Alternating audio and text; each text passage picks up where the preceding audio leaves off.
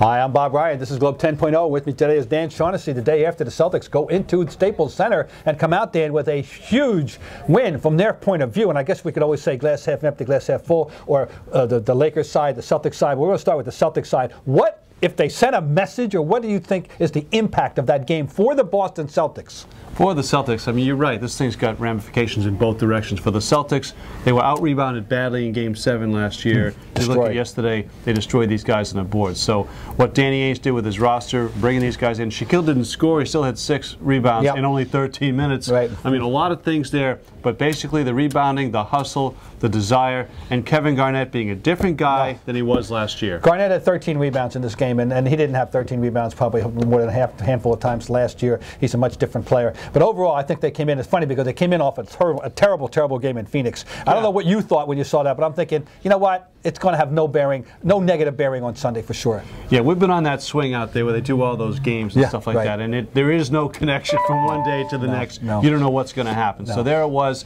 No points against Arizona, and then all those points yesterday. All right, the passing, everybody's talking about 34 assists, 15 by Rondo in the second half alone. Now 5 were on threes. Kuzi wouldn't have gotten those assists, by the way, in 1951. They didn't exist for jump shots. But what a performance by him, and I guess it tells us when he is on his game, his head's in right, he's thinking straight, he's doing his game, they're a very difficult team to beat. It was interesting because he didn't have much of a first half, and the scoring's not part of his game, certainly yesterday. And then that kind of, he had more assists in the last 2 quarters than the Lakers had the whole game. They had 10 assists in that game. So yeah, Rondo, like you say, he can dominate. That's the playoff Rondo that we saw in the Chicago series a couple years ago. And Kobe took all the shots on the team. In fact, in one stretch, he took all the shots over a 6-minute stretch in the fourth quarter, which is really something. One more thing I want to say about this game that didn't get enough play, I don't think, in the immediate aftermath. The play of the bench. Davis, we take Baby played a game that we've seen him play all year. But Nate Robinson hit the threes, and he passed up a 3 after he took a bad one,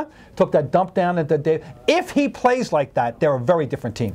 They're better than the Lakers as of February 1st or January 31st, whatever this is. They're better at the end of January at this time. We don't know where it's going to be in the spring. Right now, they're better. Now, they go to Sacramento, and if they lose that game, they give it back to a degree. But the fact is, their interest was in showing the Lakers we're different this year, and you're going to have to deal with us down the road.